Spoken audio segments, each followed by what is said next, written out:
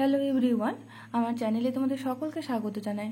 আজকে আমি দেখো সমন্বয় সাধন দক্ষতার উপর লেসন প্ল্যান তৈরি করেছি। আমার বিষয় হয়ে যাচ্ছে আমাদের পরিবেশ। একক দেখো প্রকৃতির সম্পর্কে মানুষের অভিজ্ঞতা।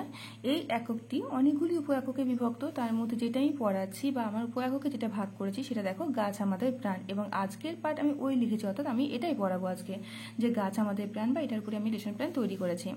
দেখো এরপর আমি এখানে চলে আসছি, যেখানে তোমরা যে কলেজ থেকে ডিএলএড করছো সেই কলেজের নামটা লিখবে, কোন ক্লাসের করছো, এটি ক্লাস 4-এর পাঠ্য। শিক্ষার্থীর সংখ্যা 10 জন, সময় 5 থেকে 6 মিনিট। শিক্ষার্থী শিক্ষিকার নাম তোমাদের নাম লিখবে, এখানে রোল নাম্বার দেবে এবং এখানে তারিখ দেবে। দেখো এবার আচরণাঙ্গ সংহতি কি বলা হচ্ছে। 1 নম্বরে বলা হচ্ছে শিক্ষার্থীর দ্বারা অন্যান্য বিষয়ের সঙ্গে সমন্বয়করণ। আমার বিষয় আজকে আমি পড়ছি আমাদের পরিবেশ। এই পরিবেশ, আমাদের পরিবেশে যেটা আমি পড়ছি সেটা অন্য কোনো বিষয়ের মধ্যে মেলবন্ধন খুঁজে পাচ্ছে কিনা, সমন্বয়করণ করতে পারছে কিনা সেটা দেখা হবে এখানে। শিক্ষার্থীদের কাছ থেকে দৃষ্টান্তগ্রহণ, পাঠ রিলেটেড যে দৃষ্টান্তগুলো নেওয়া হবে, যেটা শিক্ষার্থীরা দেবে সেটা হচ্ছে শিক্ষার্থীদের কাছ থেকে দৃষ্টান্তগ্রহণ। 3 দেখো শিক্ষার্থীদের দ্বারা যথাযথ উদাহরণ। পাঠের বাইরে গিয়ে যখন শিক্ষার্থীরা অন্যান্য উদাহরণগুলো দেবে তখন সেটা হয়ে যাচ্ছে শিক্ষার্থীদের দ্বারা যথাযথ উদাহরণ। তারপর হচ্ছে সাধারণীকরণ। সাধারণীকরণ বলতে যে আজকের পাঠ থেকে তারা কতটা শিখতে পারলো, কতটা বুঝতে পারলো, সেটা সরলীকরণ করতে পারছে কিনা, তারা সিদ্ধান্তে গিয়ে উপনীত হতে পারছে কিনা সেটা এখানে দেখা হবে। তারপর দেখো আমি কতগুলি পার্টে ভাগ করেছি। প্রথমে হচ্ছে বিষয়বস্তু, শিক্ষিকার কাজ বা আচরণ, শিক্ষার্থীর কাজ বা আচরণ এবং আচরণাঙ্গ সমূহ। বিষয়বস্তু কি হবে, যে গাছ আমাদের প্রাণ, যেটা আমি পড়াচ্ছি সেটা। তারপর দেখো শিক্ষিকার কাজ কি হবে, শিক্ষিকা মহাশয়া শ্রেণীকক্ষে প্রবেশ করে শিক্ষার্থীদের সাথে কুশল বিনিময় করবে। কুশল বিনিময় তো গুড মর্নিং স্টুডেন্ট, এই যেভাবে আদান প্রদান হচ্ছে একজন টিচারের সঙ্গে স্টুডেন্টের, সেটা। তারপর শিক্ষার্থীরা কি করবে, শিক্ষার্থীরা শিক্ষিকা মহাশয়াকে যথেষ্ট সম্মান প্রদান করবে, তারাও গুড মর্নিং টিচার বলবে, ক্লাসের মধ্যে উঠে দাঁড়াবে, এভাবে সম্মান প্রদান করবে। তো দেখো যে যেমন পাঠ, আমার সেরকম কোনো ছবি বা সেরকম কোনো প্রশ্ন উত্তরের মাধ্যমে আমি তো আমার যে পাঠটি বা লেসনটি আমি বা ক্লাসটি শুরু করতে পারি। তো এখানে যেহেতু গাছ আমাদের প্রাণ, সেজন্য আমি সে জাতীয় একটা ছবি তুলে ধরেছি। এবং তার ফলে কি হবে না, বাচ্চারা খুব সহজে আইডেন্টিফাই করতে পারবে যে আজকে কোন বিষয়ের উপর আমাদের পাঠদান হতে চলেছে। দেখো এটা এরকম একটা ছবি বাচ্চাদের সামনে তুলে ধরবো, শিক্ষার্থীরা কী করবে, মনোযোগ সহকারে দেখবে। দেখো টিচার বলছেন, বলো তো এখানে তোমরা কি দেখতে পাচ্ছ বা এটা কিসের ছবি। বলছে ম্যাম একটা গাছ দেখতে পাচ্ছি। এরপর দেখো টিচার বলছেন, তিথি তুমি বলো গাছ থেকে আমরা কী কী পাই বা কী কী গাছ আমাদের দিয়ে থাকে, কী কী পেয়ে থাকি আমরা। বলছে অক্সিজেন, খাদ্যের মধ্যে দেখো ফল, শাকসবজি লিখেছি আমি, ওষুধ পেয়ে থাকি, কাঠ পেয়ে থাকি, বাসস্থান পেয়ে থাকি। তো এটা হচ্ছে 2 নম্বর যে কম্পোনেন্টসটা রয়েছে সেটা হয়ে যাচ্ছে এখানে। দেখো এখানে যে ঘরটি ফাঁকা রয়েছে সেখানে কিন্তু বিষয়বস্তুটা তোমরা লিখবে। যেহেতু আমি নেক্সট পেজে চলে এসেছি, আমি আর লিখিনি, তোমরা লিখবে যখন তোমরা ফাইনাল খাতা তৈরি করবে।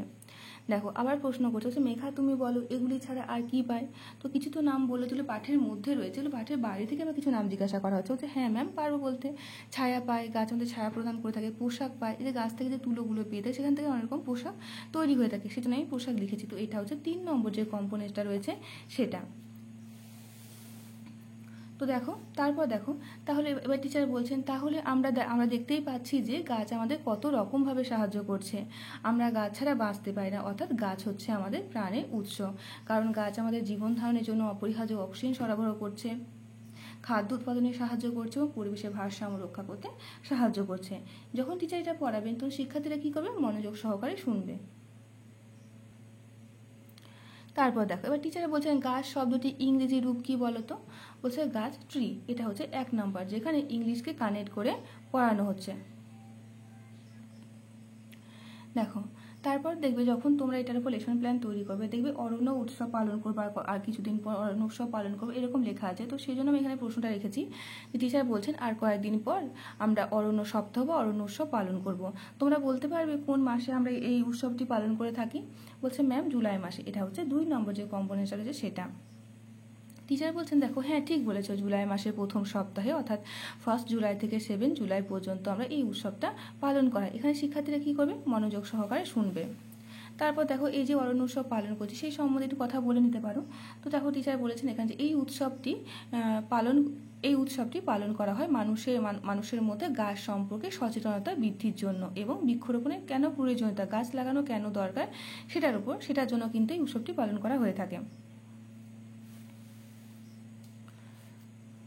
তারপর দেখো এবার টিচার বলছেন, এবার বলো তো আজকের পাঠের মধ্যে থেকে আমরা কোন কোন গাছের নাম জানতে পেরেছি। বলছে ম্যাম নয়নতারা, অশ্বত্থ গাছ, সবেদা গাছ, মেহগিনি, এইসব গাছের নাম আমরা জানতে পেরেছি। তো এটা হচ্ছে 2 নম্বর যে কম্পোনেন্টসটা রয়েছে সেটা, যেটা শিক্ষার্থীর কাছ থেকে যে দৃষ্টান্ত গ্রহণ সেটা হয়ে যাচ্ছে এখানে।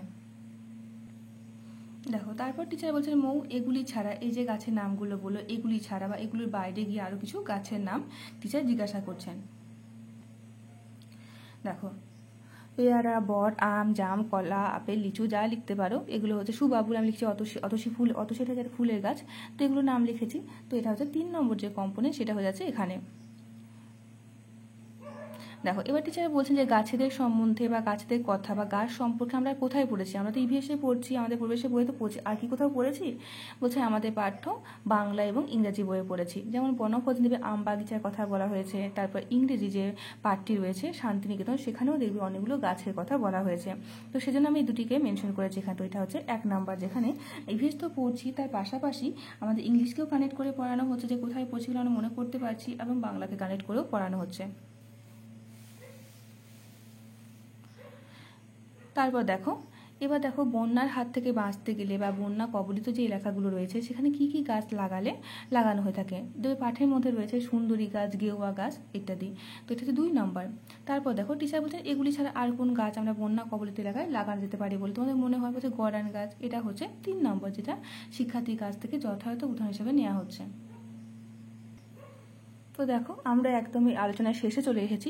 এটা বলার আগে একটা কথা বলে নিই, যারা আমার চ্যানেলে নতুন আছো তাদের যদি আমার এই লেসন প্ল্যানটি ভালো লেগে থাকে বা যারা এটার উপর লেসন প্ল্যান তৈরি করতে চাইছো তারা সাবস্ক্রাইব করতে পারো, পারলে বন্ধুদের সঙ্গে শেয়ার করতে পারো এবং ভিডিওটি এটা লাইক করতে পারো। তো দেখো এবার টিচার বলছেন তাহলে বলো তো আজকের পাঠ থেকে আমরা কি শিখতে পারলাম এবং কি জানতে পারলাম। বলছে আমরা বিভিন্নভাবে গাছের ওপর নির্ভরশীল, বা আজকের পাঠ এরকমভাবে শুরু করতে পারি যে আজকের পাঠ থেকে আমরা এটাই জানতে পারলাম যে আমরা বিভিন্ন রকমভাবে গাছের ওপর নির্ভরশীল। গাছ আমাদের প্রাণের উৎস, পরম বন্ধু, গাছপালা ছাড়া পৃথিবীতে আমাদের জীবন এক অচল। এই সব কিছু আমরা আজকে জানতে পেরেছি। এছাড়াও একটা বিষয়ের সঙ্গে অন্য একটা বিষয় কীভাবে সমন্বয়করণ করতে হয় সেটা আমরা আজকের পাঠ থেকে জানতে পেরেছি। কিছু ইংরাজি প্রতিশব্দ আমরা জানতে পেরেছি। এসব আমরা জানতে পেরেছি আজকের পাঠ থেকে। তো এটা হচ্ছে 4 নম্বর যে আচরণাঙ্গ সমটি রয়েছে অর্থাৎ সাধারণীকরণ, সেটা হয়ে যাচ্ছে এখানে। তো আলোচনাটি এখানেই শেষ করছি। ধন্যবাদ।